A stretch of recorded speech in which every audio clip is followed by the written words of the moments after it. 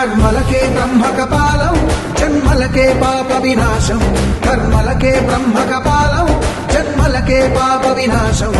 వ్యాసం ఇతిహాసం ఆ వ్యాసుడు ప్రవచించంగా ఖండం గణపతిదై కురు చరితము విరచించంగా యజుస్సామరు అథర్వ శాఖలుగా